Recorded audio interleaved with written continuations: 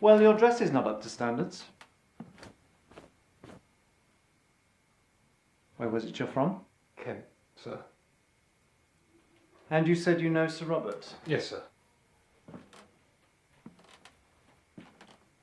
Would it come as a surprise to you to find out that he's dead?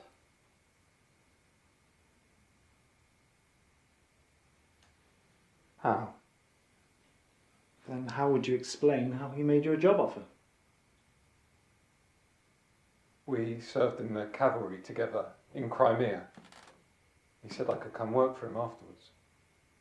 That was 5 years ago. I was attending to other matters.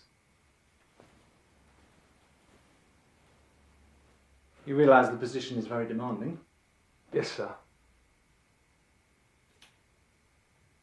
We'll start you on the grounds. You'll share quarters with the others and we'll start your wages at £40 a year. Thank you, sir.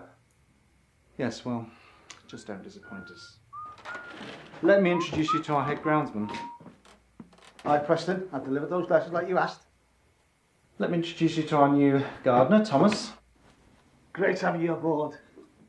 Would you mind showing him round and getting him settled in? Aye, be a pleasure.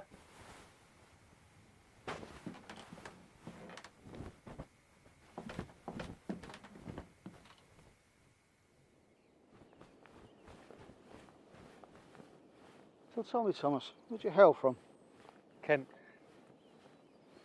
And yourself? Kirby. What brought you here? Well, there I was, sitting about with my wife. And I decided one day to move about.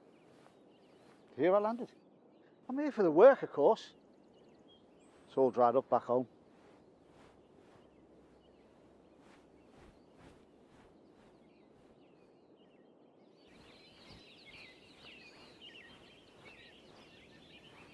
You know how to handle one of these?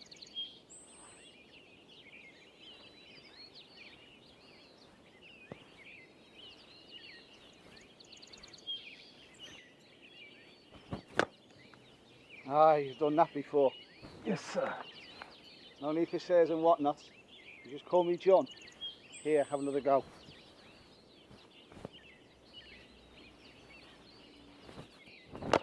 Good. Right, there's never enough wood in this household. Too cheap to buy coal, and it's as cold as the devil is in there. You keep that up, and I'll be by later.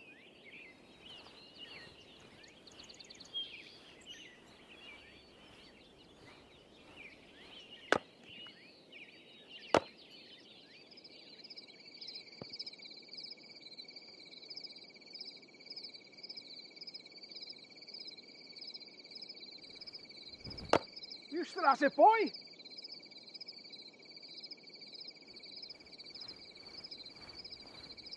I honestly forgot you were out here still. Come on, let's get some grub.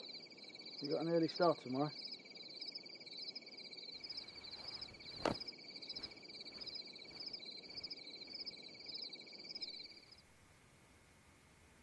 Emily, dear. Saturday, it will be exactly a year since. Your father and I have been discussing it, and we feel it is time for you to reopen your options.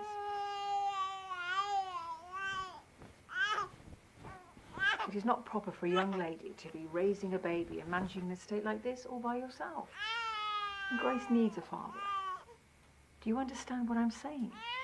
We can't keep making decisions for you for the rest of your life. Somebody manage that incessant noise.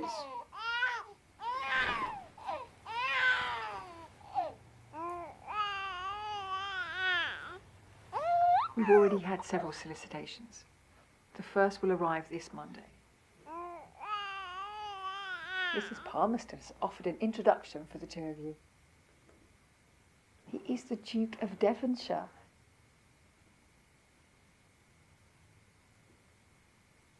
Molly, take those dreadful flowers out of here and dispose of them. Yes, Mrs. Adams. Now, as I was saying,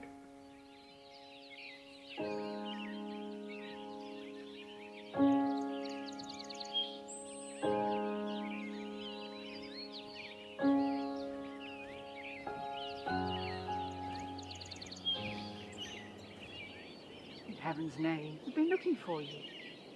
Come, dear. Your father and I need to discuss how to handle the Duke.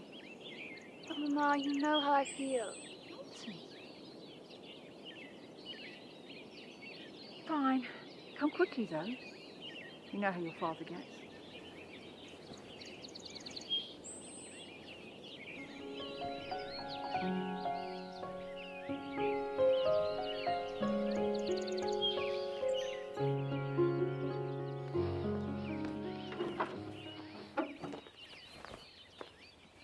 Found these.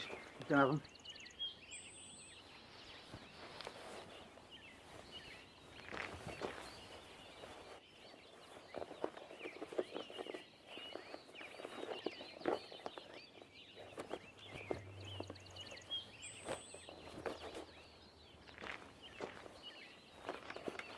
How do they feel? A little tight. They'll wear in soon enough. Thanks. You're not noddy. Now, let's introduce you to the rest of the chores.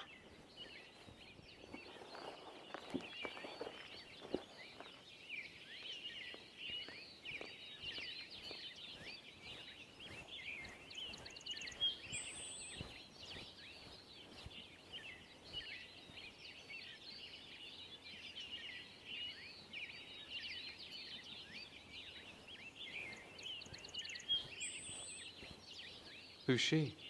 Oh yes, sir. That's Miss Emily Blake, of the late Sir Robert Blake. She's the proprietor of this estate. She's beautiful. Aye, she is. Come along, lad. We've got work to do.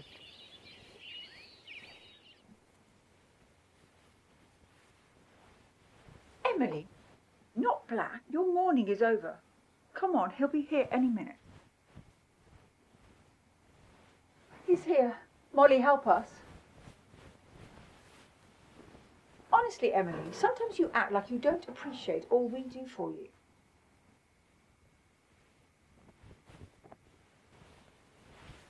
I hear the Duke's very handsome, though. You were so lucky to have such youth. Now, remember, don't stare and be polite, dear. Act like a lady. None of that slouching. How's it coming?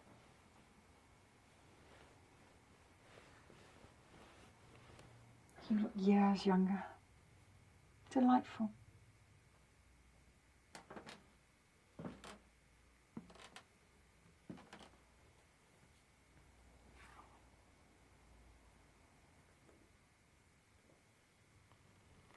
I can't think what's keeping her, Your Grace. You'll have to excuse us. I'm sure she'll be down shortly. Mr. Adams, have you visited Sir Sidney recently? No. No, I haven't. I've been busy attending to Emily's accounts and I haven't had a spare moment. Yes, well, I suggest you see him at once. Mr. Adams, I shall be requiring the use of your carriage this afternoon. That is not an inconvenience, I trust. No. No, of course not.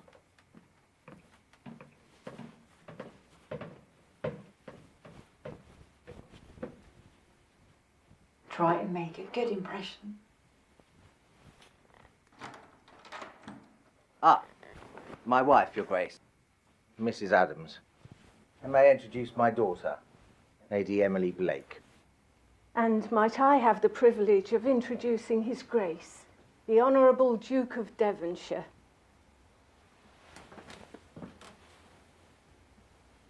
Charmed. Please, be seated.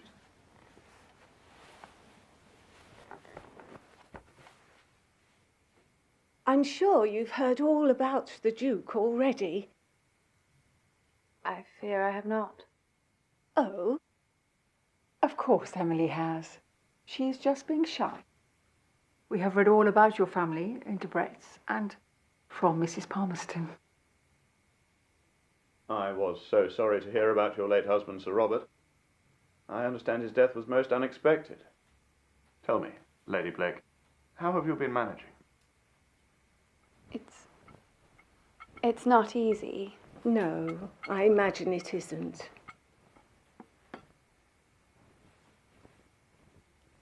tea, sir? Oh, yes.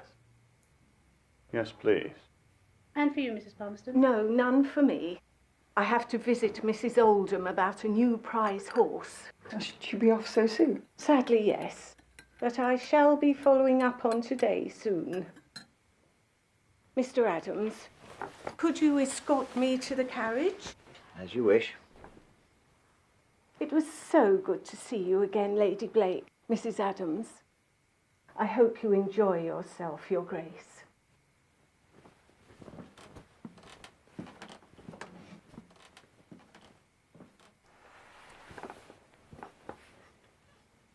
And for you, Miss Blake, would you like some tea? Please. I'll tend to her, my lady. I say, it's too lovely a day to stay indoors. Shall we go for a walk on the grounds? Nothing would please me more.